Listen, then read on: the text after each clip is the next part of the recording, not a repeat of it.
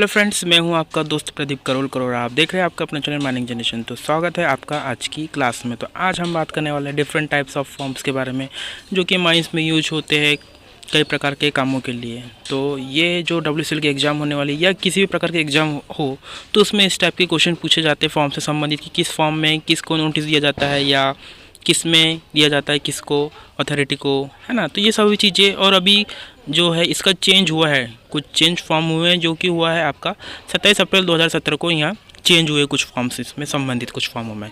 तो आपको ध्यान रखना है और इससे क्वेश्चन बन सकते हैं आने वाले एग्ज़ाम के लिए। तो आप प्लीज़ वीडियो को लास्ट तक देखिएगा ताकि आपको कोई भी क्वेश्चन ना छूटे। तो चलिए शुरू करते हैं आज की class. Employer register part A and part B में है आपका डिटेल्स ऑफ एम्प्लॉयज़, यानी कि जो फॉर्म है आपका दो पार्ट्स में डिवाइडेड है। पार्ट ए में यानी कि एम्प्लॉय का नाम रजिस्टर्ड होना चाहिए उसमें फॉर्म ए के अनुसार, एंड पार्ट बी में है आपका उस जो पर्सन एम्प्लॉयड है उसकी पूरी डिटेल्स होगी, ठीक है, पूरी डिटेल्स होगी पार्ट बी में। तो ये हो गया फॉर्म ए के अनुसार आपका। ये चीज़ ध्यान में रखना है कि फॉर्म ए जो है अब आपका एम्प्लॉय में जो है उसका पूरी डिटेल्स होगा पार्ट ए और पार्ट बी को मिलाकर, ठीक है। तो पार्ट ए में आपका एम्प्लॉय जो है वो रजिस्टर्ड होना चाहिए एंड पार्ट बी में उसका फुल डिटेल्स मिल जाएगा आपको। बात करते हैं फॉर्म बी यानी कि वेज रजिस्टर। तो जो फॉर्म बी है, फॉर्म बी का पहले काम क्या था कि फॉर्म बी का पहले काम था कि जो पर्सन या माइंस में एम्प्लॉयड है तो उस व्यक्ति की पूरी डिटेल्स फॉर्म बी के अनुसार होती थी, ठीक है। लेकिन अब ये चेंजेस क्या हुआ है कि फॉर्म बी अब किस काम के लिए यूज हो रहा है, वेज रजिस्टर के लिए यूज हो रहा है, वेज रजिस्टर के लिए यूज हो रहा है। तो ये ध्यान रखना है, ठीक है। और ये सभी जो चेंजेस हुए हैं ये चेंजेस हुए हैं 27 अप्रैल 2017 से चेंज हुए हैं, ठीक है, ये आपको ध्यान रखना है।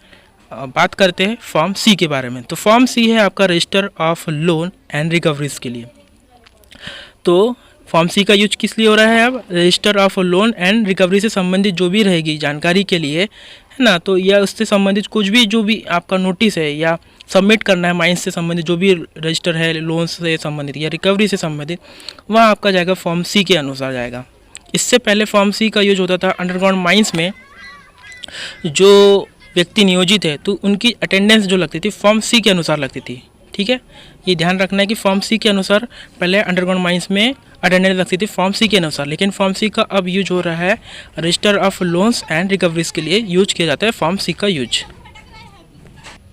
बात करते हैं फॉर्म डी के बारे में। फॉर्म डी है आपका अटेंडेंस रजिस्टर्ड, यानी कि इसमें for all types of mines, यानी कि फॉर्म डी का यूज क्या कह रहा है कि फॉर्म डी का यूज यहाँ कह रहा है कि अब माइंस में जितने भी प्रकार के जो अटेंडेंस होगी सभी प्रकार की अटेंडेंस इसमें लगेगी, फॉर्म डी के अनुसार लगेगी।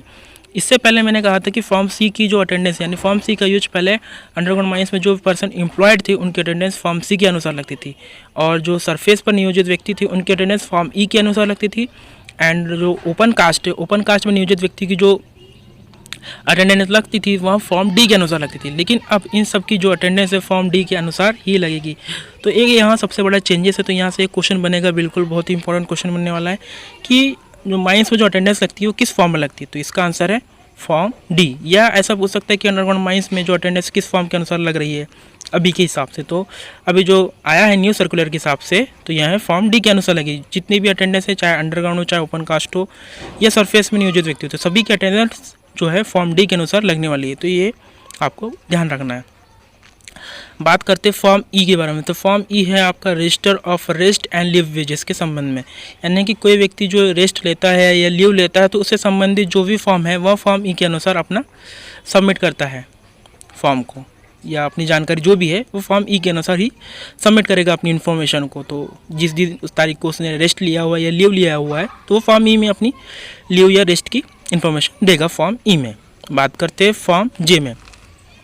तो फॉर्म जे है आपका रिपोर्टेबल एक्सीडेंट। तो रिपोर्टेबल एक्सीडेंट और minor accident and dangerous occurrence इन सब के बारे में मैंने एक डिटेल वीडियो बनाया है, जिसके बारे में अगर आपको जानना है तो आप इसको अच्छी तरीके से उस वीडियो में जाके देख सकते हैं, जिसका मैंने लिंक डिस्क्रिप्शन में डाल दिया है। तो आप वहाँ से जाकर इस वीडियो को वहाँ पर अच्छे से देख सकते हो, समझ सकते हैं कि रिपोर्टेबल एक्सीडेंट क्या है, माइनर एक्सीडेंट क्या है, मेजर एक्सीडेंट क्या है, डेंजरस ऑकरेंस क्या है। तो इन सभी को मैंने अच्छे तरीके से समझाया हुआ हूँ, और वहाँ पर आपको ये भी पता करना चल जाएगा कि किसको नोटिस भेजना है, कितने समय के अंदर भेजना है और कब कब भेजना है। तो ये बहुत ही अच्छी तरीके से मैंने इस वीडियो में समझाया, तो आप वहाँ पर जाके से देख सकते हैं। तो अभी इसमें लिखा हुआ है कि फॉर्म जो है वो रिपोर्टेबल एक्सीडेंट के लिए यूज किया जाने वाला है, ठीक है। फॉर्म जे है आपका जो किसके लिए यूज किया जाने वाला है, रिपोर्टेबल एक्सीडेंट के लिए यूज किया जाने वाला है, तो ये ध्यान रखिएगा। रिपोर्टेबल एक्सीडेंट फॉर्म जे। बात करते हैं फॉर्म के बारे में, तो फॉर्म के है आपका माइनर एक्सीडेंट, यानी कि कोई व्यक्ति को अगर छोटी मोटी चोटें लगती है तो ऐसे एक्सीडेंट को माइनर एक्सीडेंट में रखा गया है, जो कि फॉर्म के अनुसार होगी, जिसे आप रूल 76 के बाय रूल 2 में देख सकते हैं। ठीक है, तो थोड़ा देख लेते हैं माइनर एक्सीडेंट क्या होता है। माइनर एक्सीडेंट में आपका ऐसा होगा कि जिसमें छोटी मोटी चोटें होती है संबंधित, जिसमें व्यक्ति को क्या होता है कि व्यक्ति जो है घायल व्यक्ति वो 24 आवर्स से या 24 आवर्स से थोड़ा अधिक समय के लिए अब्सेंट होता है, तो ऐसे एक्सीडेंट को माइनर एक्सीडेंट में रखा गया, जिसकी जो रिपोर्ट है हमें फॉर्म के अनुसार सबमिट करना होता है। बात करते हैं आपका फॉर्म एल, यानी कि information regarding leave and with wages. अगर जो लीव है और वेज से संबंधित आपकी कोई प्रॉब्लम होती है तो उससे संबंधित जो भी इन्फॉर्मेशन है आपको वो फॉर्म एल के अनुसार आपको सबमिट करना होगा। क्या है कि जिस व्यक्ति ने 1 जनवरी तक के जो भी उससे जो मतलब लीव लिया है, वेजेस लिया है, उससे संबंधित जो भी रहेगी मजदूरी के संबंध में, यहाँ सभी जो इन्फॉर्मेशन है आपका नोटिस बोर्ड में लगा होगा माइंस के फॉर्म एल के अनुसार। ठीक, बात करते हैं फॉर्म एम के बारे में, तो फॉर्म एम क्या है, तो बात करते हैं फॉर्म एम के बारे में। तो फॉर्म एम है आपका नोटिस ऑफ इनिशियल या periodical medical examination under rule 29B के अनुसार है। ठीक है, तो फॉर्म एम में क्या है, आपकी जो आईएमई और जो पीएमई की जो रिपोर्ट है इसको आपको सेंड करना होगा। ठीक है, आईएमई और जो पीएमई की जो रिपोर्ट होती है आपकी, उसे फॉर्म एम के अनुसार फिल किया जाता है। ठीक है, फॉर्म एम के अनुसार आपको दिया जाता है। इसमें क्या होगा, जो व्यक्ति माइंस से एम्प्लॉयड है तो मैनेजर उसको सबसे पहले 20 दिन पहले आपको नोटिस दिया जाएगा कि आपको आईएमई या पीएमई की जांच करवानी होती है। ठीक है, जो आपकी जो आईएमई की जो रिपोर्ट है ना, यह आईएमई की रिपोर्ट किस डेट के हिसाब से होती है, यानी कि जिस दिन से माइंस में जो पर्सन है एम्प्लॉयड है तो उस डेट के हिसाब से आपका 5 वर्ष के अंतराल पर इनिशियल मेडिकल की एग्जामिनेशन की व्यवस्था की जाती है। ठीक है, इस 5 वर्ष की अवधि में जांच इस प्रकार की जाएगी कि प्रति 5 वर्ष में काम करने वाले के 5वें भाग की जांच पूरी की जाएगी। ठीक है, तो यहाँ आईएमई की जांच की जाएगी, या जिस दिन से माइंस में अगर जो पर्सन एम्प्लॉयड है तो इसके हिसाब से यहाँ जो आईएमई और जो पीएमई की जो जांच की रिपोर्ट है उसके हिसाब से तय होती है। और बात करते हैं अगर पीएमई की, तो पीएमई भी 5 वर्ष के अंतराल पर आपका इसकी जांच की जाएगी। जो इसका अंतराल है पीएमई की जांच करने वाले, यानी जो माइंड में जो भी व्यक्ति भर्ती होने वाला है या हो चुका है तो उसकी जो जांच है की व्यवस्था जो है माइंड में पिछले वर्ष में इन रूल्स के अनुसार डॉक्टरी जांच कराई जाएगी, और जो कि 5 वर्ष के अंतराल पर आपका पीएमई की जांच कराया जाएगा। अगर कोई व्यक्ति ऐसी जगह पर या नियोजित है जिसका जो मान लीजिए कि एस्बेस्टॉस या मिलिंग के कार्य में लगा हुआ व्यक्ति है, तो ऐसे व्यक्ति की जो पीएमई की जो जांच है 12 महीने से कम समय में भी एक बार की जाएगी। ठीक है, तो यहाँ भी आपको ध्यान रखना है कि अगर कोई व्यक्ति एस्बेस्टॉस या मिलिंग के कार्य में लगा हुआ व्यक्ति है तो उसकी जो जांच है वह 12 महीने के अंदर में हो सकती है, लेकिन अगर नॉर्मल जो जांच है पीएमई की वो कि 5 वर्ष के अंतराल पर की जाती है। तो यह चीज़ें आपको ध्यान में रखना है। तो फॉर्म एम के अनुसार आपको जो पीएमई है और आईएमई की रिपोर्ट आपको फॉर्म एम के अनुसार आपको देनी होती है। बात करते हैं फॉर्म एन की, तो form N second and final notice of initial or periodical medical examination under rule 29B form N के अनुसार। ठीक है, अगर जो व्यक्ति है, अगर कोई व्यक्ति जिसे जांच करनी है आईएमई और पीएमई की जांच, तो मैनेजर उसे नोटिस देगा 20 दिन के अंदर कि आपको आईएमई और पीएमई की जांच करवाना है। अगर इसके अनुसार अगर वह 20 दिन के अंदर अपनी जांच करवा लेता है तो फॉर्म एम के अनुसार उसको जो है जांचकर्ता अधिकारी को रिपोर्ट भेजेगा, कौन, मैनेजर। लेकिन अगर वहाँ किसी कारण से आपका जो पर्सन है माइंड में एम्प्लॉयड है, वहाँ अगर माइंस में अगर जो आईएमई और जो पीएमई की जो रिपोर्ट है उनकी जांच करने में असमर्थ होता है तो मैनेजर उसे दूसरा नोटिस देगा।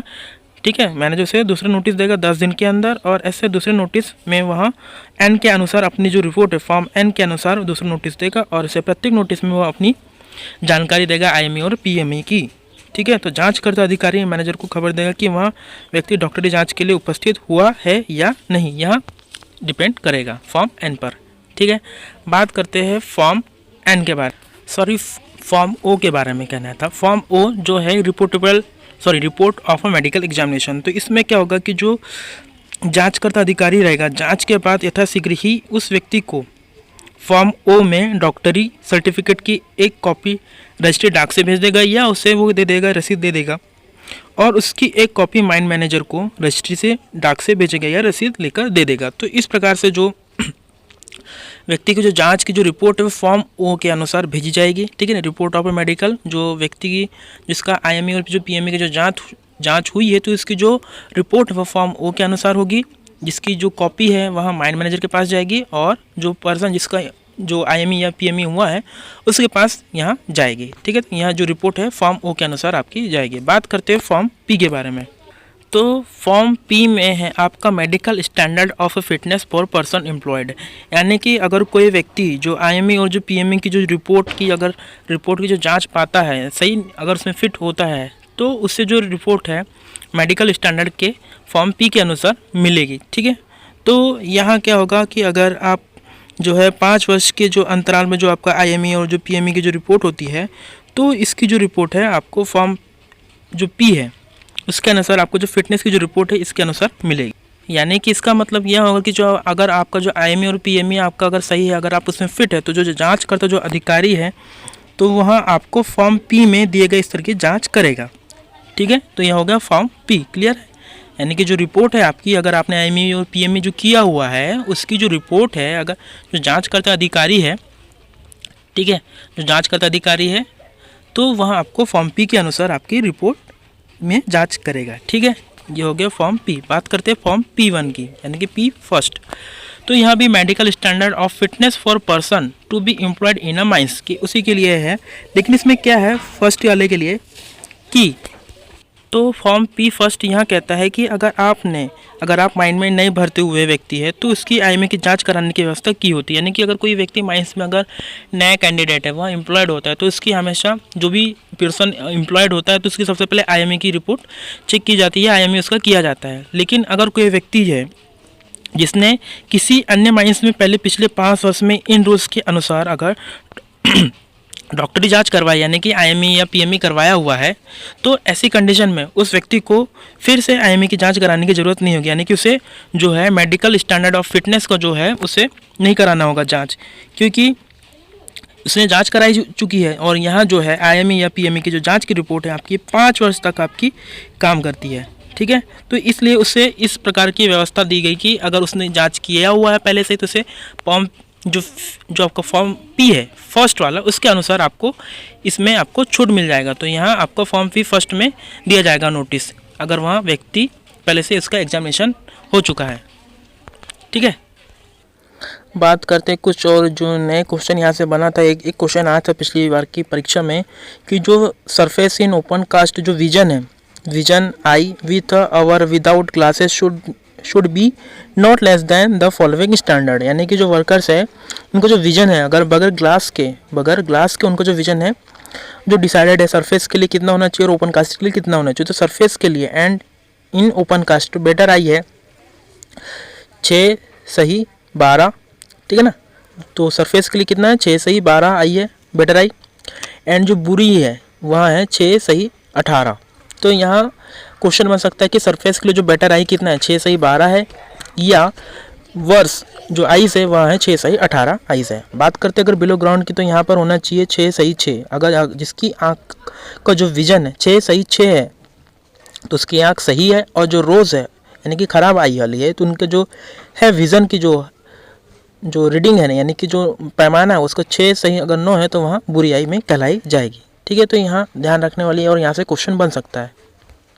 कुछ और बातें की है कि अगर नाइट जो ब्लाइंडनेस है should be tested specially cases only in underground workers. यानी कि जो अंडरग्राउंड वर्कर्स है तो उनका जो कलर ब्लाइंडनेस जो टेस्ट है या नाइट ब्लाइंडनेस टेस्ट है वो होगा स्पेशली उनके लिए किया जाएगा जो अंडरग्राउंड में वर्कर नियोजित है, ठीक है। और a person having only one I which function normally should not be employed below ground. यानी कि ऐसा व्यक्ति जिसकी एक आँख सही है और एक आँख खराब है तो ऐसे व्यक्ति को भी अंडरग्राउंड माइंस में जो है एम्प्लॉयड नहीं किया जाएगा, ठीक है। For employment on surface the vision a person other I should be 6 सही 12 विथ और विदाउट ग्लास। यानी कि अगर कोई व्यक्ति अगर सरफेस पे अगर एम्प्लॉयमेंट है तो इसको जो विज़न है आई का वहाँ 6 सही 12 विथ और विदाउट ग्लास भी चल जाएगा, ठीक है। लेकिन अंडरग्राउंड में ऐसा नहीं चलेगा। बात करते हैं फॉर्म क्यू की। तो फॉर्म क्यू क्या कहते हैं? फॉर्म क्यू है आपका notice of a medical reexamination bye appellate medical board. इसका मतलब यह है कि फॉर्म क्यू में अगर कोई व्यक्ति, यानी कि अगर कोई व्यक्ति मेडिकल में अनफिट होता है तो जो मेडिकल की जो अनफिट के लिए जो कॉपी मिलती है, तो वह कॉपी मिलने के 30 दिन के अंदर मैनेजर को रिपोर्ट करेगा कि मुझे मेडिकल के लिए अनफिट किया गया। तो मुझे फिर से वह मैनेजर की सहायता से फिर से अपील करेगा मेडिकल बोर्ड को कि मुझे फिर से एक बार री एग्जामिनेशन किया जाए मेडिकल के लिए। तो ऐसी कंडीशन में क्या होगा कि मैनेजर जो है 15 दिन पहले, है ना, मैनेजर 15 दिन पहले बोर्ड को एक नोटिस भेजेगा, यानी कि फॉर्म क्यू में भेजेगा वहाँ, ठीक है ना, वहाँ फॉर्म क्यू में भेजेगा रिपोर्ट कि इस व्यक्ति को फिर से मेडिकल का री एग्जामिनेशन किया जाए। तो वह फॉर्म क्यू इस प्रकार से यूज किया जाता है, ठीक है। तो जो व्यक्ति अनफिट हो चुका है तो वह 30 दिन पहले मैनेजर को बोलेगा कि सर मैं अनफिट हूँ, मुझे फिर से मेडिकल री एग्जामिनेशन करवाना है। और मैनेजर ऐसी रिपोर्ट मिलते ही तो मैनेजर फिर क्या करेगा, जो 15 दिन पहले जो मेडिकल बोर्ड है उसको 15 दिन पहले उससे वह नोटिस भेजेगा कि सर इसे फिर से री एग्जामिनेशन किया जाए फॉर मेडिकल के लिए। तो इस प्रकार से आपको फॉर्म क्यू का यूज किया जाता है, ठीक है। 15 दिन पहले हमको नोटिस भेजना पड़ेगा, मैनेजर नोटिस भेजें किसी बोर्ड को कि आप इस पर्सन का फिर से री मेडिकल एग्जामिनेशन करवाएं, ठीक, फॉर्म क्यू में। तो ऐसी रिपोर्ट फॉर्म क्यू में भेजी जाएगी, ठीक है। बात करते हैं फॉर्म आर के बारे में। फॉर्म आर का यूज तब किया जाएगा जब क्या होता है कि व्यक्ति जिसे अनफिट किया गया था, वह अनफिट किया गया व्यक्ति अगर फिर से मेडिकल के लिए अप्लाई करता है, यानी कि फिर से वो बोर्ड को अप्लाई करता है, मेडिकल बोर्ड को, कि मेरा फिर से री एग्जामिनेशन किया जाए मेडिकल बोर्ड को। तो अगर वहाँ री एग्जामिनेशन जो बोर्ड होता है, अगर उस जगह या उस दिन को, जिस दिन उसका टेस्ट होना है, ठीक है, मेडिकल होना है, उस दिन अगर वह अनुपस्थित होता है किसी कारणवश से, तो ऐसी फिर से अगर वह मेडिकल को बोलता है कि मुझे फिर से मेडिकल करवाना है, तो वह फॉर्म आर के अनुसार किया जाएगा। इसका मतलब यह है कि अगर कोई व्यक्ति मेडिकल अनफिट होता है तो अगर वह फिर से अप्लाई करता है कि मेरा मेडिकल फिर से होना चाहिए, तो ऐसे के लिए वह अगर किसी कारण से अनुपस्थित होता है तो फॉर्म आर में, अगर री मेडिकल करना है तो फिर से फॉर्म क्यू में भेजना होता है। री मेडिकल करना है तो फॉर्म क्यू में, ठीक है, 15 दिन के अंदर नोटिस करना है उसे मेडिकल बोर्ड को कि मुझे फिर से आपका जो है मेडिकल उपस्थित करना है या मेडिकल मुझे फिर से टेस्ट करवाना है, तो फॉर्म क्यू के अनुसार होगी जांच। अगर वहाँ जो री मेडिकल होता है लेकिन उसमें उस डेट को वहाँ उपस्थित नहीं होता है किसी कारणवश से, तो वहाँ फिर से मेडिकल को भेजेगा, तो वह फॉर्म आर में भेजेगा।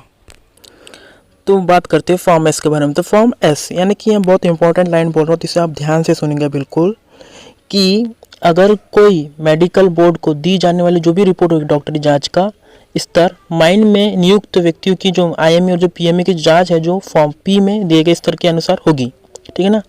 नियुक्त व्यक्ति को जो आईएमए और जो पीएमए की जांच है, अगर कोई व्यक्ति नियुक्त है, माइन में नियुक्त है या एम्प्लॉयड है, तो उसकी जो जांच है फॉर्म पी के अनुसार होगी, ठीक है ना, फॉर्म पी के अनुसार होगी।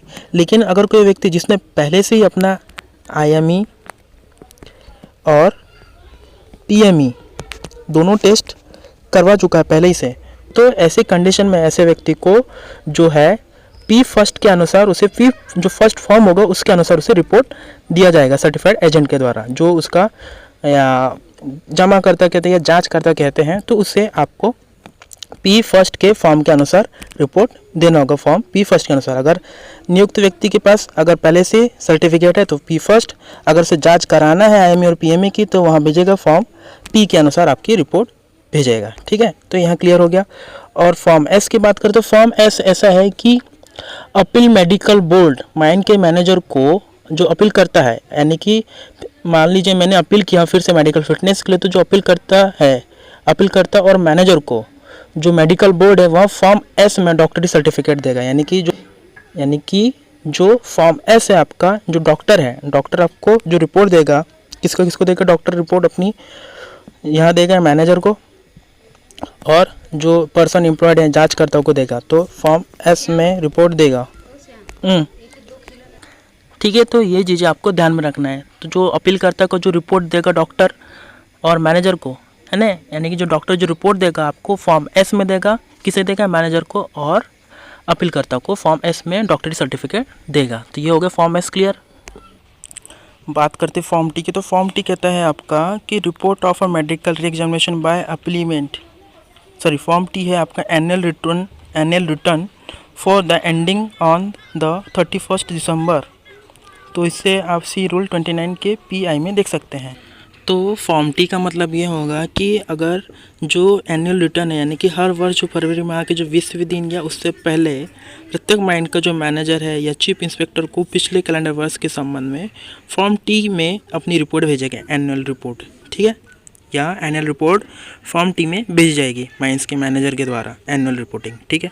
बात करते हैं फॉर्म यू, तो record of inspection done by workman inspector, यानी कि इसका मतलब ये होगा कि जो वर्कमैन इंस्पेक्टर है अपनी जो भी रिपोर्ट लिखेगा या रिकॉर्ड करेगा इंस्पेक्शन की, तो वह इंस्पेक्शन करने के बाद जो रिपोर्ट लिखेगा वह लिखेगा फॉर्म यू के अनुसार लिखेगा। तो इस प्रकार हमने जो डिफरेंट टाइप्स ऑफ जो फॉर्म्स होते हैं माइंस के, उन्हें किस प्रकार से यूज करना है, किस तरह से और क्या क्या अपडेट्स है, इनके बारे में हमने जानकारी ली है। तो आशा करता हूँ आपको यह वीडियो समझ में आएगा। तो अगर यह वीडियो आपको अच्छा लगता है तो प्लीज़ वीडियो को लाइक, शेयर एंड सब्सक्राइब करिए। धन्यवाद। Thanks for watching. Please like, share and subscribe.